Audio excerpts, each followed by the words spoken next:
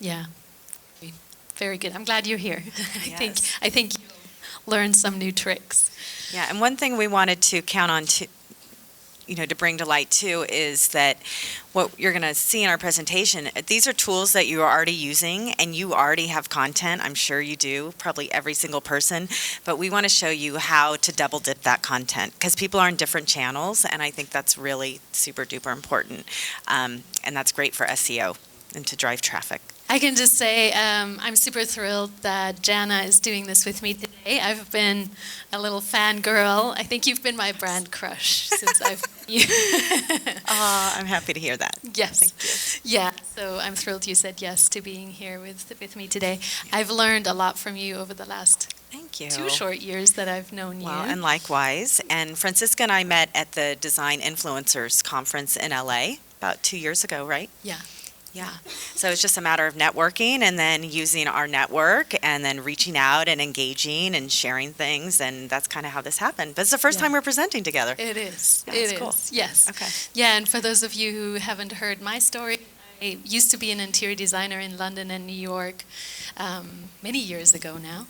But I pivoted 10 years ago when the Oprah show featured one of my designs, and I needed a website, and I didn't see to build one, so I taught myself, and that sort of became a life of its own. And I now run an agency of 9 people, and we shepherd the online presence of interior designers and do everything from websites, social media, email marketing, and so this is where I live. I love the intersection of design and technology when it works. And yes, and Jana and I have put together today truly kind of our best tips of maximizing what you need to do to get seen in that massive noise of the online world today. But now we do need our slides, I think. Yeah, we do. So I'll tell you a little bit about myself. My name is Jana, Jana, and if you just call me Trim Queen, I'll answer to that too. That's really funny. I was in Germany in January, and someone tapped me on the shoulder. I was wearing fringe or something, and they say, "Excuse me, you Trim Queen?" And I was like, "Yeah." And it was somebody from China. I didn't know who they were, and it was just like an affirmation that I'm living my brand. It was so cool. So I design trimmings. I work with factories in Italy and China, and I'm starting to work with an American factory again, which I'm really thrilled about. And I've been designing trim for like 20 years, and then what happened was, and how I became Trim Queen, it was I built a brand for someone else for about 10, 15 years, and then I was working with a new company, and with the new company, I felt like I didn't get to have a voice, like everything was about the company, but I knew that I had a personal brand in me. So one of my clients used to call me the Trim Queen, and so I took the Trim Queen as my name. That was Louise at Eastern Accents, if you know Louise. And I was at a With It conference, and we were learning about blogging, and it was 2013, and that's when I started my blog. And You would have been a very early adopter. Oh, in yeah, 2003. yeah. So I started my blog in 2013, and then as that grew, I started all my social channels, and I'll kind of tell you a little bit more about how that goes. So I design private label trimmings for furniture manufacturers, for the likes of Schumacher and Robert Allen, and our company does Fabricut, and then I also work with Calico Corners, and so anything related to embellishment and trim, I do that. I delve into fashion a bit and some DIY. So as my brand is growing, I've gotten a lot of really cool opportunities. So we'll walk you through that. All right, that my fonts have gone away. Never mind. Oh, man. Oh my gosh, they were so pretty. Yeah, Sorry.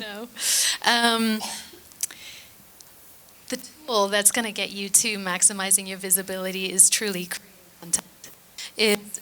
Are all of us in here today creating content? Yeah? Yes. Okay. But it's noisy out there, right? I think you're probably also here because this wonderful lady said it's just hard to get seen in the noise. I mean, I found the statistic and nearly died. It's Snapchat we probably don't use so much, but Apple users download 51,000 apps in 1 minute every single day. Instagram users like 1,700,000 photos in 1 minute a day. It's a lot. So it's daunting, right? And that's what we're all experiencing and suffering from. Right. But the good news is, we can still stand.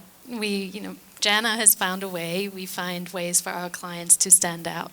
And the way that we do it, there may be other ways, but the ways that where Jana and I vibe is that people still connect with authentic brands. They connect if you truly create community. That's what drew me to you, because when we talked about this, you said, I really create community. Yeah, that's what happens. And I think, but that doesn't have to be why you do it. I think there are a lot of reasons to create content. And one could be to get new clients, like if you're an interior designer or a workroom, whatever you do, you may want to get clients. Do you want to be an influencer? So as like a micro influencer, I get some killer opportunities, like going to Heim Textile in Germany, which I wouldn't have dreamt of at the beginning when I started this. Do you want brand alignment? Like we're loving the alignment with Universal. Universal are innovators, they're educators. Like this is wonderful. Yes. But you may want to align with Growy, with Kohler, with any kind of anything. You just whatever brand that is, you start tagging them and tapping them, and they're going to acknowledge you. So you may want to cultivate that. Do you want to have fun and just have fun on your channel? If you look at someone like Natalie Riddell, does everybody know Natalie? Yeah. She's an interior designer that started doing beauty influencing, and she's having a blast on her channel, and she needed to have some fun.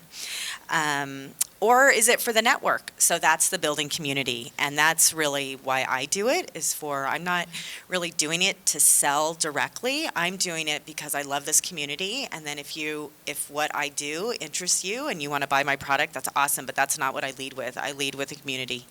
Yeah. And I loved finding this. 52% of people are still willing to buy from a brand if they feel that they have an emotional connection. So that tells us something, right? And we had some examples of people that we admire too and like, Dunes and Duchess. How many of you know Stacey Kunstler? Right. Great job as being personable and relatable. Right, and I think something that she does brilliantly is that she brings you behind the scenes. So you're going into her factory, you're seeing this live edge table, the first one they ever made. You see her excitement about the new colors they're introducing. So it's not, and I get a little frustrated with certain accounts where it's just all pretty pictures. I'm not that, yeah, I like that, but I want to know behind the scenes. I want to know how they're creating business. I want to know what's the story behind the product, and Stacey really brings that. Another one I love on fashion is Love Shack Fancy. If anybody knows, they're doing like this whole revival of prairie look and modern romance. And I walked in with my daughter to the store, and I was like, oh my gosh, this is Gunny Sacks. And everyone's like, what's that? But those were all of our prom dresses in the 80s, and it's just this redo. But they have a fabulous Instagram, and it's all lifestyle, and it makes me want to go to that store and buy that $400 dress I can't afford. Yeah. Yeah, which is great. I think for each one of us, we're going to connect and vibe with certain accounts, certain styles. So if you find one that you really like, stalk them, see what they're doing and kind of follow their vibe. So the other thing is it can't just be, I really don't know how close to the The other thing you need to connect with is that brand is important. Brand is just who we are and what we stand for in that marketplace. Brand is our voice that we use in our captions, but brand is also just the look of how we post. So if everything is all over the place and one day you like pink as the accent color and the next day you decide blue is the color, it becomes very confusing for the visitors. So I actually have a little story I haven't told you yet, because you were at the Future of Home conference just recently in New York, Right. and I told one of our New York clients she was going. I said, say hi to Jana. And she said, oh, I didn't, but she's so well branded, I saw her. Oh, that's nice. Jana, I think you all agree, Jana wears her brand, her voice is her brand. Her Instagram is exquisitely curated to her trims, the hashtags, like everything. Is this where I ask you about, we lost our notes. So, Yeah, so tell us how you actually did become the Trim Queen brand in a way. does anybody know Marie Forleo? Yes. Okay, so I subscribed to her YouTube, and she was doing an interview with a guy, I can't remember the name, but the book was GoPro.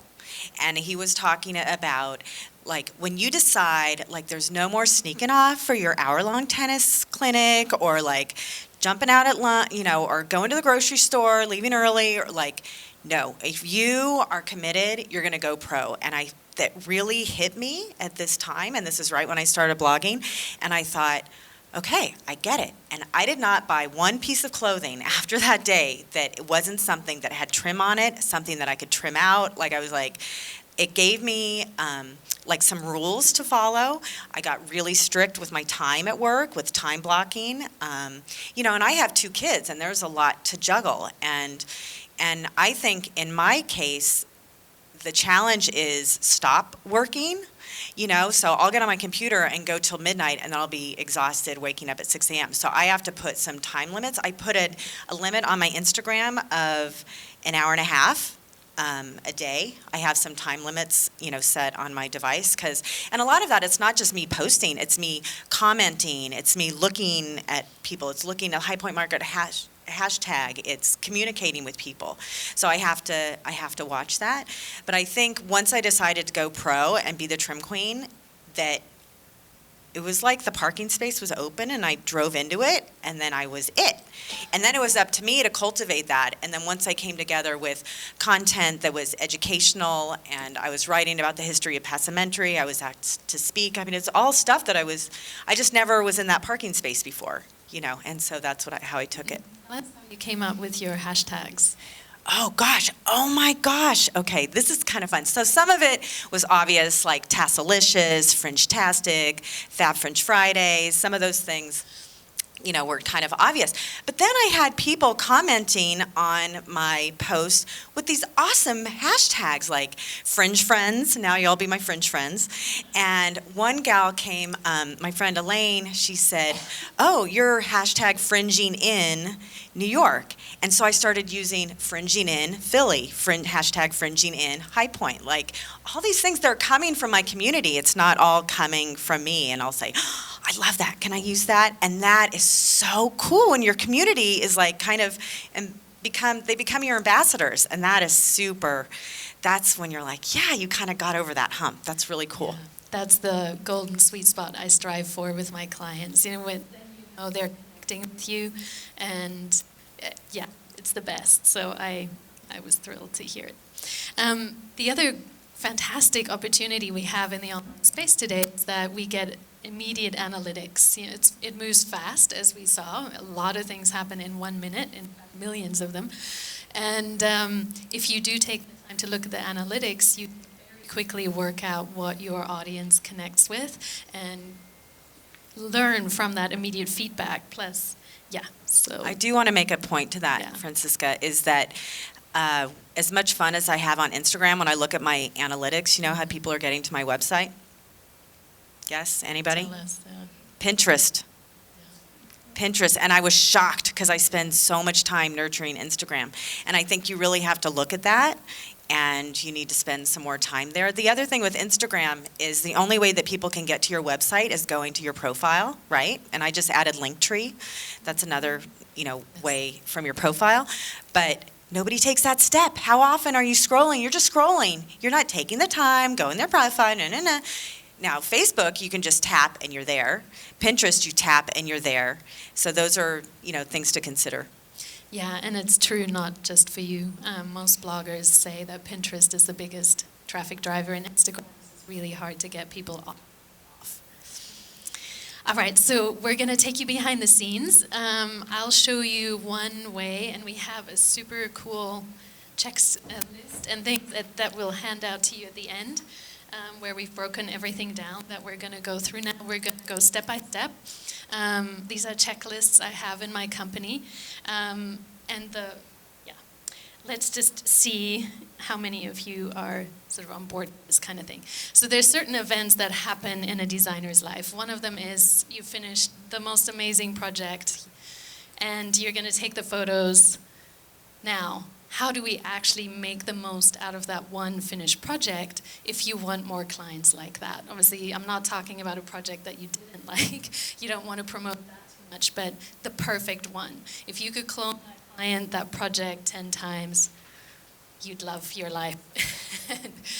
So I'm going to walk you through the checklist I walk my clients through to make the most out of it. And the first one is, like, always make sure that the client, at the end, when they're on that high, everything's worked out, the handover, the reveal day has gone well, get that testimonial on that day if you can, and ask the clients to review you on all the different platforms. And there's really no way around it. You can't fudge it.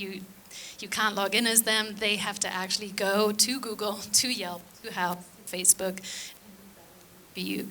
But have a process in your business where you feel comfortable asking for it.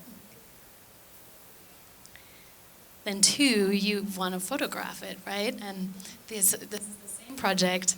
2 of my clients worked on it. One is the landscape designer. The other one was the interior designer. My landscape architect, who is so keen on professional photography because it's expensive, right? I get it. She gave me that photo. My interior design client gave me this photo. It's the same bench. And I have to put it on their website. And I go, oh, okay, I'll try. I know it's a big deal, but do hire the best photographer you can afford. If it's a project that you really want to recreate, it's worth investing in it. And don't, nowadays it's not okay anymore just to get the glory shot of the kitchen. One kitchen shot, one bathroom shot, one bedroom shot. Try to get 30, 50, as many as you can afford, and kind of have the photographer agree to give to you. Again, this is from Haneen's Haven. It's the same project, it's the same vase, but how valuable would it be to have that many, angles and photos of one shot that you can use on social? We just need more content than one glory shot. Right. And there's also been a lot of controversy about multiple photographs on Instagram, for example. And, you can also push it to Facebook as well. But you don't want to shoot your wad all on one post of this project that took you 2 years to complete. So maybe you do 2, but you really don't want to shoot all 10 of your best photographs in one post. You want to go more, you want to drag it out and give yourself, not having, you have the content in your bank already. Yeah. Plus, we want potentially more clients like the ones we just worked with. So let's show them in their space. It's a little bit, there's actually a really funny website from Dwell Photographs, because it's like a hipster or something. It's really sad where the Dwell photos have these very staged client photos and they all look kind of cold. But how cool would it be to see more of our clients in their spaces, or at least somebody using that space? If the client isn't willing to be photographed, maybe there's some model type person, a friend who could stand in, showing the space. It helps that potential client self-identify down the road and go, oh yeah, I could imagine myself. I did that recently. My friend Denise Winokur asked me to volunteer for a half day, and I went and I posed as her client, and it totally warmed up the photography. Right. Yeah, it's just so much more lively. So this is another one of our clients, Melinda Slater of Slater Interiors, and she actually has this fantastic video. So if on reveal day, that big day, do any of you do that here, like a reveal day? I know it's sort of a certain process. On that day, please make sure that you get the testimonial from your clients on your list, that you style it as much as you can, you get as many photos as you can, and then I'll show you just a little piece of this. Oh. I think what makes my work unique is that I'm creating the relationship with my client first and foremost. I want to get to know them and a little bit more about their style before we even start delving into any specifics. We actually sat down and discussed what each one of us liked, whether we liked certain colors, we liked certain images, and from that she was able to derive in her mind what each one of us would like to see in the project. Well, we So you get the idea, right? But how nice is it, one, the interior designer, my client Melinda, has footage of her in a beautiful space. So think about hiring a videographer on the same day as a photographer on reveal day, get footage of yourself, talking about your work in that beautiful project, and have your clients fill in as well. How powerful is that? You know, and that's that dipping on one day where you're already spending lots of time to set up that entire. And you don't have to do your hair and makeup twice. Right. Yeah. Let's see. So I wanted to show, this is Denise, and she does a lot of behind the scenes. So she'll put this, can you yeah, here we go. This is just a little quickie. I just wanted to show you quickly that this. Hi, this is Denise Wexford, and I am at my client's beautiful home, and we are installing mirrors. So I am in their pool bathroom, and look at these beautiful photos that we have on the walls. And we just installed this gorgeous mirror. And the thing is that we just... But I really just wanted to show you that it doesn't always have to be polished. You know, people like behind the scenes. And she's gotten clients from her Instagram, and then she'll use that. She'll put it on her YouTube channel. She'll then put it in her newsletter. So she's taking that content and she's using it on every channel because she doesn't know where her next client's going to come from. It could come from any of those channels, and it helps with her SEO. Yeah. Mhm. Yeah. Would you suggest doing live over just a video and posting it? We're getting to that. Good question. Yeah, good question. Yes. So one consideration, if you're looking to have that project published and in the press, obviously they don't love seeing the full reveal on social at that point. So you're going to have to kind of create a safe vault for it and hold on to the polished stuff for a while. And if you do show behind the scenes, just don't show the whole glory room shot. Stick to a little corner. Teaser. Yeah, a vignette. If you haven't come across any blurry, highly recommend her for Recipe for Press. It's a simple, quick read, but she gives exact templates of what you submit to editors, which photos, how you word your letter to them. It's brilliant. So that if press is in the books, do look that up. But it's an important step in your promotion of that finished project we're kind of walking through right now. So once it's published, you can plan your own campaign of how you're going to support the promotion. And the first step that we do, the website is always your online home. It's the most important piece. That's where you want all the traffic to go at the end of the day. So the main thing that I'm sure all of you do is create the portfolio item on your website. And then after you do that, you want to make sure you pin all of that. Yes. You know, yeah. right. Common. Yes. Then I don't know how many of you write a blog post about your favorite projects. So that's another word, because the gorgeous photos are only photos, and Google with its SEO robots will not find the words. If you can tell the story of the project, it helps you for better ranking in Google, which is called SEO. It also helps, again, those potential clients identify. So you don't talk about the project from your point of view. I, as the designer, did 1, 2, 3, 4, 5. You describe the journey of that project from your client's perspective. And you can think of it as a hero's journey, but the client is the hero, not you. So you talk about how the client suffered before they weren't, the space wasn't working for them, it was depressing colors, they felt awful, and then yes, they met you and describe the whole journey of how you worked together and how their life is now, that it's done. And you can include before and after shots, just make it fun. This is a graphic that we have on the handout in a minute. I'm still not going to go into great detail of it. I think you'll be able to work out the concept once you see it. It's a really, really brilliant way from a man called Gary Nealon. I learned it from him. He scaled a kitchen cabinet online company to $45 million in value. And this is what he did. He had a very exacting standard for every blog post he wrote, where everything was reused and laid out in a very specific way to save time. Well, it's also just brain space. If you have a procedure, what you're doing with your blog, that you're pinning it, that you're putting it in your newsletter, you need to format it differently for every social channel for maximum engagement, hashtag it differently. So this is an amazing, this is not easy. No, this is it's difficult, but in the end, you'll reap the rewards. Yeah. And we have it for you. Yeah. Yeah. Then you can upload your photos also to LinkedIn, which not everybody does, but there's like a portfolio section in the About section. Who knew that? I did not know that. Right? Yeah, so again, we're talking about that. That's what we're talking about today. Just put them everywhere once they can go out.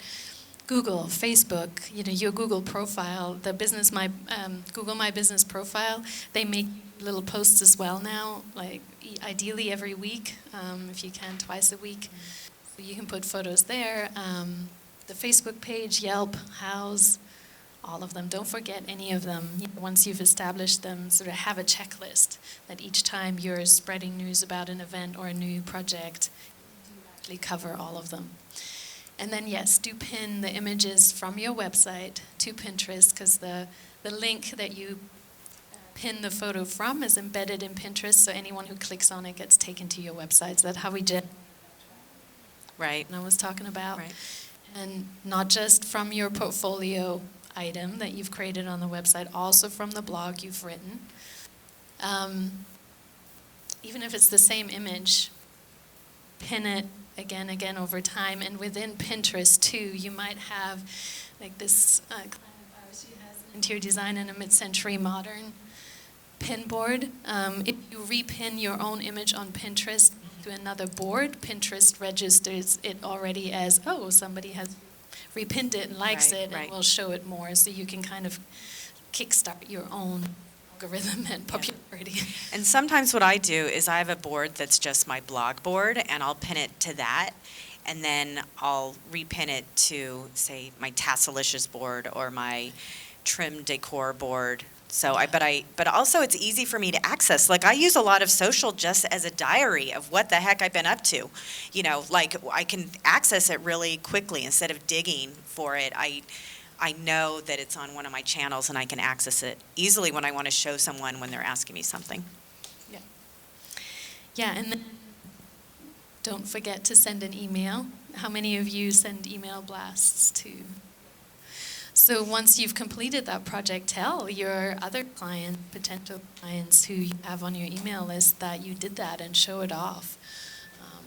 Again, and it should always drive traffic back to your website. Right, and one quick note about that too, as much as we want followers, the gold is in that email list. That's what you want to get. So for any kind of event that you're doing, anything, you want to grab the emails. It's important. Yeah, always, yeah. And this is what Dana said earlier, then blast all the photos out on Instagram and Facebook. Like you were saying, if you don't have a blog, make sure that you create an album on Facebook. And here, it's the same project. You can see this is all that one project that we had some really nice photos of, and we just spread it out. Yeah, and we kept posting it. And then in 3 months' time, we can post them all again, because nobody really goes down that far.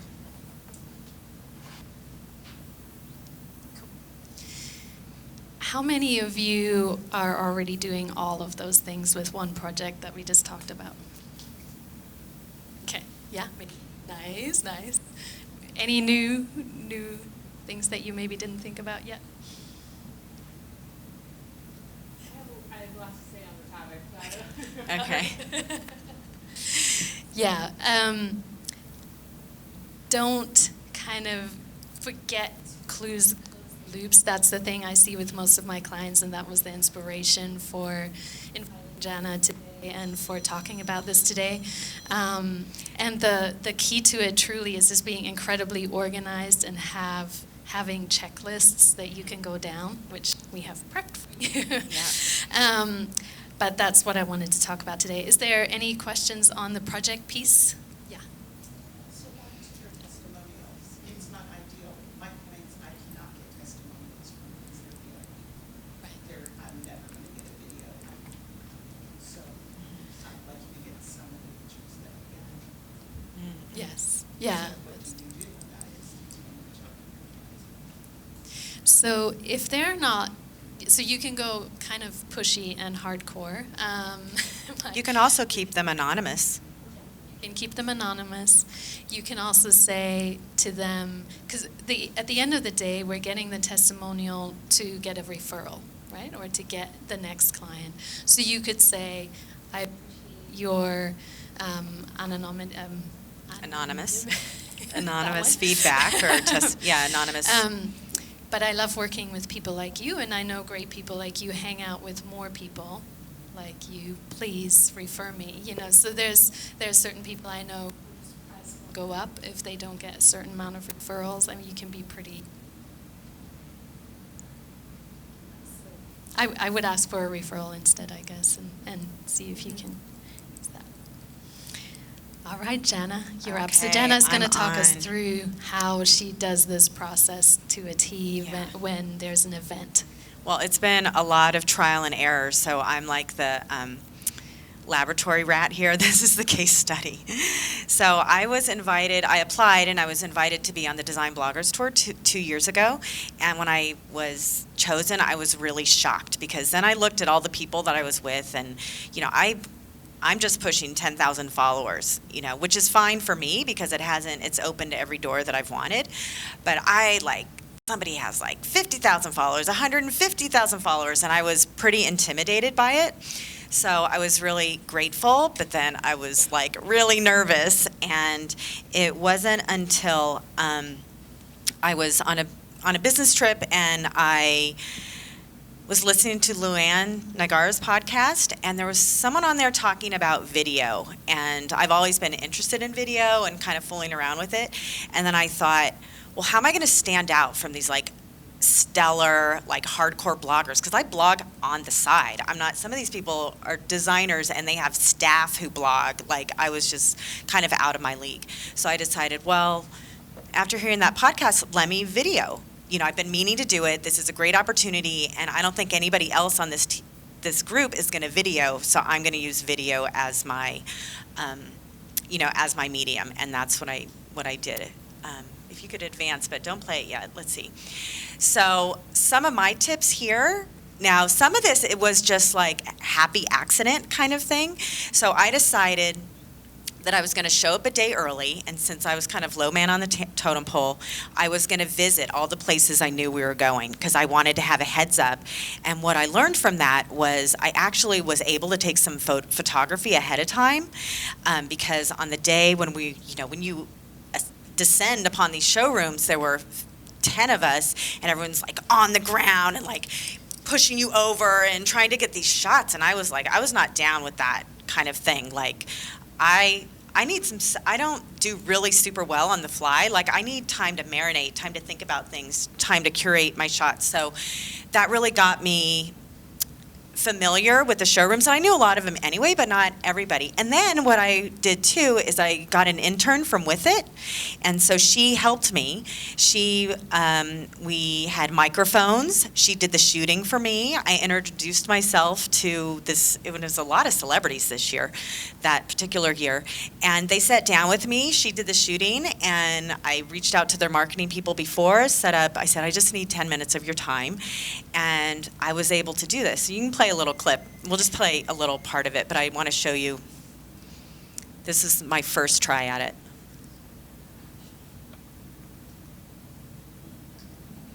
Is that the right one? Yeah, that's right. Okay.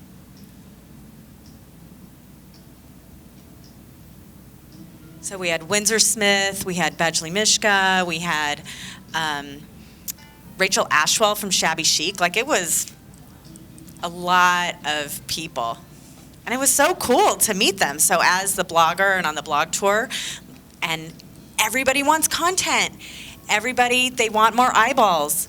That's what they want. So they were willing to meet with me. And here I was, Windsor didn't know me from anybody, but it was a really fun opportunity to meet these people. So that's good, that's good. So the reason why you don't have audio, well, I just put the music over it, is that in the end, the audio did not work. So after all that preparation, there was too much back noise in the showrooms. The market was really noisy, and I was devastated. But then what I did was I took the audio, and that's how I wrote my blog. I took quotes from the audio, like I totally wrote my blog from the audio, and that was a total stupid accident. It wasn't deliberate at all. But also creating my video, if I had their audio in there, it would have been too long.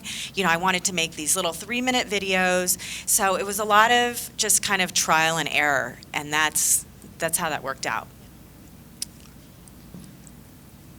Let's see here. So the other thing that I did was I created a hashtag. So my hashtag for all High Point markets is hashtag. It's up there. It's TQXHP, so Trim Queen times High Point. So whenever I have an event that I'm doing, I do a TQX whatever. So for example, like Jill had been on my tour a couple markets ago. We give out this hashtag, so everybody on my tour, I'm doing a tour tomorrow with 10 new buyers. If they use the same hashtag, then it all aggregates. Otherwise, there's no way I would be able to find. I'd have to go to each individual channel, and so that's all at my fingertips. Yeah, it's a really brilliant way of doing it. A good way to do it. Yeah, plus you said, I don't know if you're going to say it, but you were saying that the HP MKT, the High Point Market hashtag, it gets so busy right now, right, for the next 5 days. Thousands and thousands, right. How it's about that noise and how do we stand out from that noise. But your hashtag obviously will stand out more for those people that are familiar with you. And you were saying, what about in 3 weeks, though? We don't have to post all of that right now. Right. And get lost in that sea of... Yeah, even with, this morning, Francisca and I went to the media preview of the show house, right? So that's going to be flooded, right, that hashtag. But I'll be posting. That'll give me some content for the next month. I'll have that content. One thing that we did see at the show house, too, is if you're in a show house, make sure you have the information of how people can find you.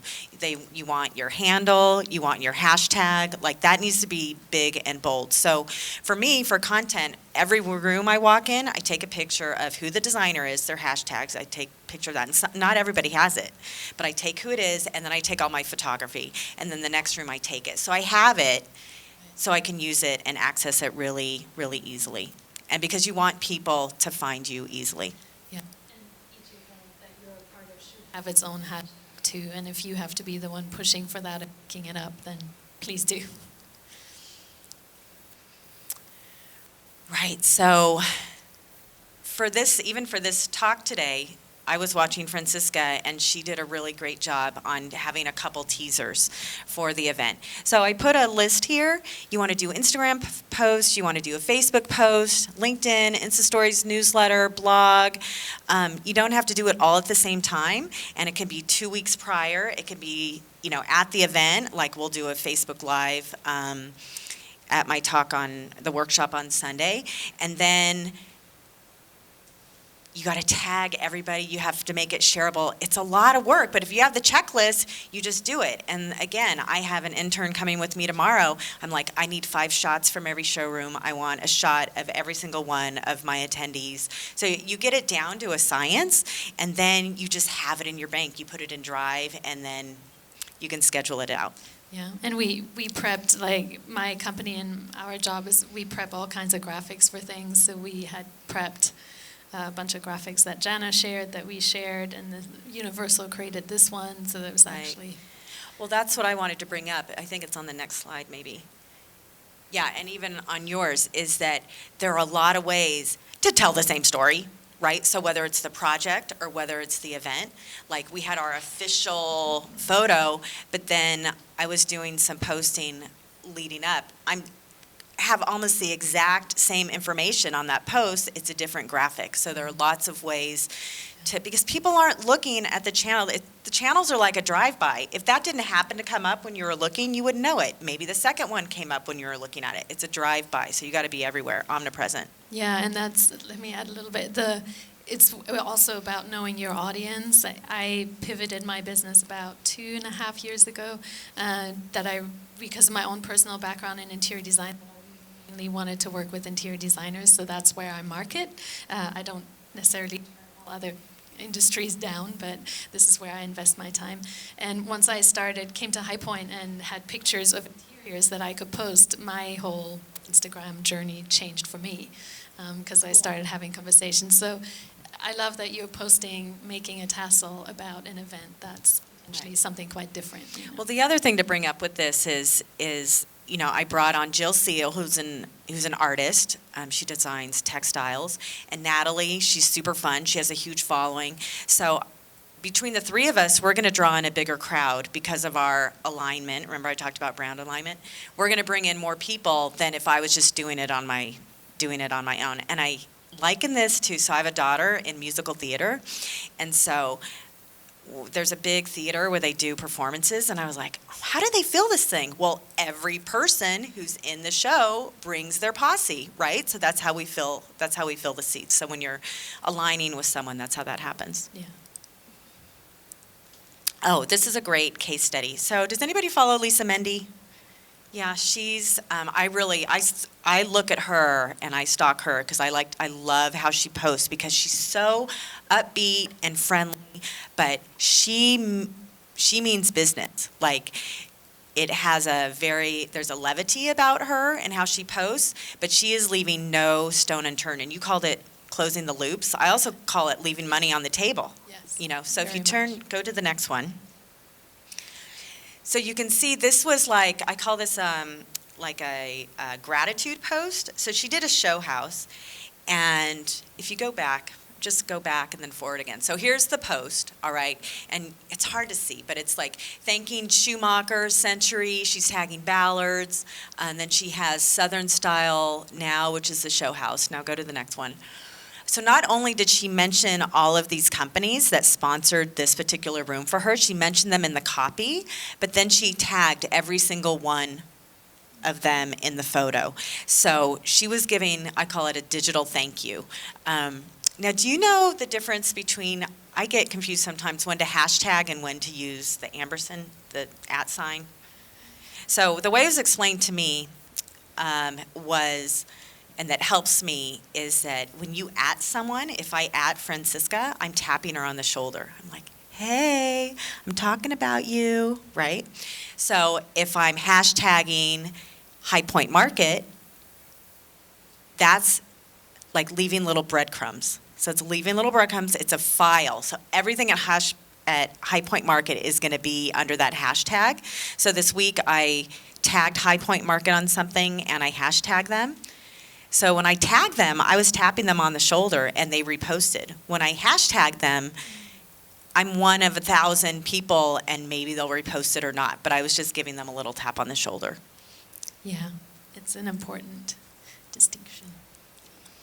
So this addresses your question about Facebook Live.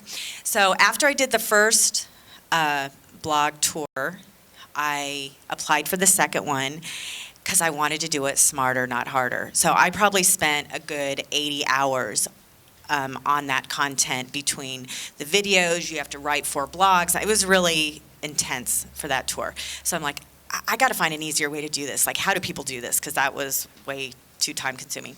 So what I did with the second one is I did Facebook Lives at the showrooms. This is from Heim Textile. You can just play it for a second.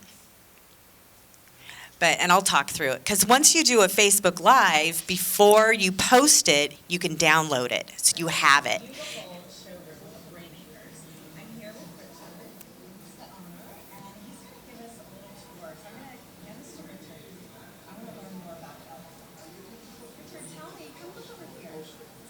Come follow me, Richard.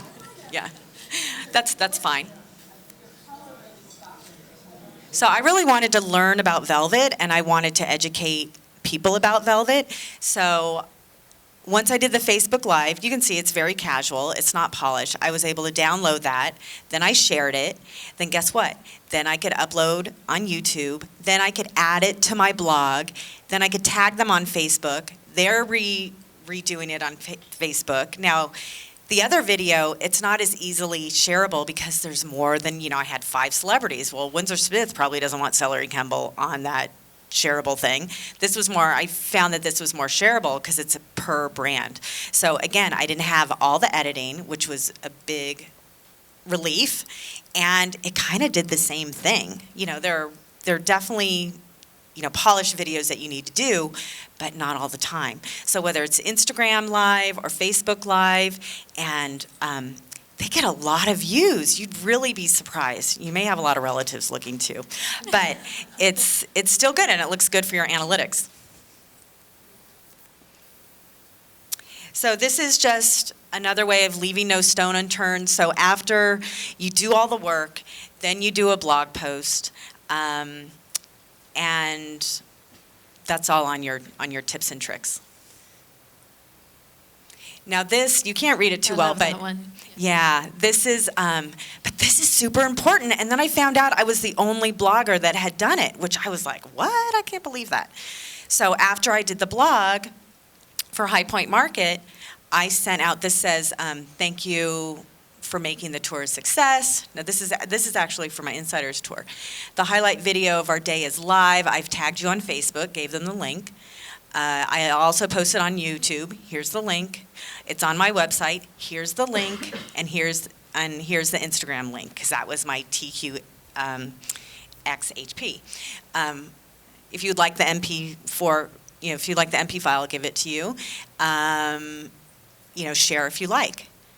So that's a lot of content, and if you're someone like Universal, for example, paying money to sponsor these events, that's like a dream to their marketing team. That's what they want. They're not searching for it. And it's the same with Amy Fleury's book, is that you give it to them turnkey. They're like, oh, here it is. Share, share, share. You're just making it easy for them. So you, again, want to close that loop.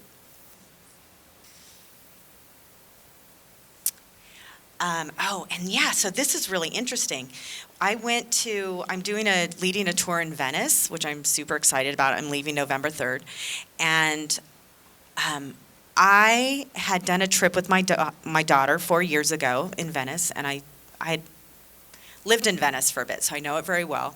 And we had a great, amazing trip, and we made masks, and we made jewelry. It was like we did a lot of workshops, and I was not going to blog about it. It's just, blogging takes me 14 hours. If you can do it in less than that, God bless you. So I didn't have that kind of time, so I just threw it on a Facebook. I threw it on a Facebook album. Oh my gosh, I want to come. That's so amazing. Can I come? Take me. And I was like, dang, yeah, I should take people. That would be dreamy for me, because I know that I don't take vacation. And the only way I take vacation is that if it's tagged on to a business event, right? So I thought, if I can make Venice part of my revenue stream for business, I'm going to do that. And dang, if I'm not doing it, November 3rd. Yeah. But it was my followers and my community that gave me the idea. I didn't go to Venice thinking, I'm going to do a tour. They were telling me, we want this. Will you do this? And you sold all the seats. I sold all the seats. I thought I was going to have to do massive marketing, and we sold out in 36 hours. It's really, there were eight seats. It's very small, because you know what? Venice is like New York. Some of these workshops can only take 4 people at a time. So I have my Italian twin sister over there. I'm going to have 4 people, and then we're going to switch. One will do mosaics, and one will do printmaking, and then we switch. So it's very exclusive. Yeah.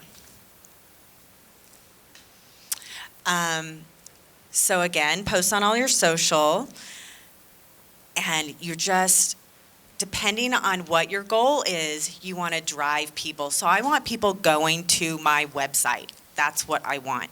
So part of, this was, a blog, like a prelude to my trip coming up. But I put it on LinkedIn, and you got to drive people. Again, you got to see how that traffic's getting there. Another little aside is once I posted that I was looking for people to come on this tour, this woman in Berkeley, California wrote this book, and she said, "Would you give these to your attendees? Will you give me a little love on Instagram?" I said, "Sure." She sent me 12 books. And so I sent them to all my attendees for the tour, and with beautiful paper, and then I wrote a blog post about it, and it was so lovely. So I just made content for her, and she gave me a gift. So it's really interesting once you get into this world. Yeah, and we haven't said it outright yet, but if I hope the message is coming through loud and clear that I personally at least give everyone permission to stop panicking about the follower count. It's really, truly about the true connections that you build, and Right. Your business is thriving, my business is thriving, our followers aren't huge numbers, but Right. we're speaking the language we want to speak. Building the community. We did it. It is I know. exactly 2:00. Amazing. Amazing. So any questions? And we want to hand out. And we need to draw winners. Yes. Yes. Questions? Yes. Am I okay? So I think this question might be more for you, but for both of you. Thank you. So the business I have, I'm a textile designer, and I come from a background of doing custom environmental graphics, so wallpaper, vinyl graphics, 3D signs, everything that brings the brand into the space. And I'm now doing wallpaper by the roll, but I'm also doing, you can take the patterns, much like textile design, put them on products. So I'm selling products. I have a whole client-based business and a whole product-based e-commerce business. And I've finished products. Like here's a pattern on my phone, one of my patterns on a phone case, or I do everything from towels to, just a variety of things other than just wallpaper. I'm Tira Hightower, but my company's at Studio Motif, or studiomotifco.com. But I'm a year into it. I'm learning as I go with all the social media stuff. There's just Instagram alone, there's so much to learn. Like you said, the @ symbol when you're tagging someone on the shoulder, man, you pilfer their whole following. You can literally get in front of someone else's. So you @ a major brand, and you can very quickly pull in the viewers of that major brand. So I could talk about this for hours actually, and also how did people build brands before this, like we've got to get our blog post up, we've got to do our Instagram post. It's like the whole social media marketing role in addition to your day job becomes very much a full-time job. But my question is specific to Instagram. What I've watched happen is, I'll give an example, at Lizzie Montgomery Design. At Lizzie Montgomery Design is in kind of my space, and they do beautiful photos of patterns. And nothing that they post is original. All they're doing is tagging other people's images. So they have... They're just inspo images, basically. I'm taking a beautiful image from this museum or beautiful... So they have 80,000 followers, and nothing that they're incentivized. Instagram's algorithm is incentivizing them because you get more followers by tagging and pulling in other people's content than creating your own original content. Then my question is, what is your reason for doing content? Like I don't want to be popular. That doesn't interest me. I want to build community and be authentic. So you'll rarely see me post like a picture of Marilyn Monroe. I'm not going to post something like that. It either has to have trim on it, it has to be somebody who uses trim, or it could be, if it's something, then I really explain it. But I don't do that, and a lot of people do, and they're very popular, but who knows what they're. So in that particular case, I believe they have a store in London. But That's their strategy.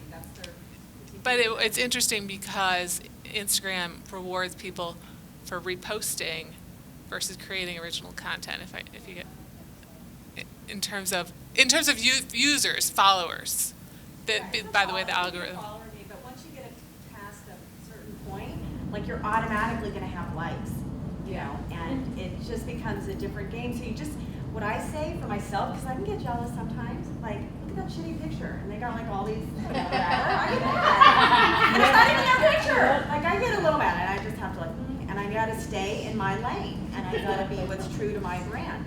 And I just have to, that's all noise, you know, unless you're, you know, you want to build 100,000 followers. And believe me, there's not the owner of the company sitting there. They have an agency doing it for them. I think That's 230,000 followers. Yeah. I think at times as designers and as creatives, and no matter what market you're in, I'm probably loud enough, right? You don't do that, huh?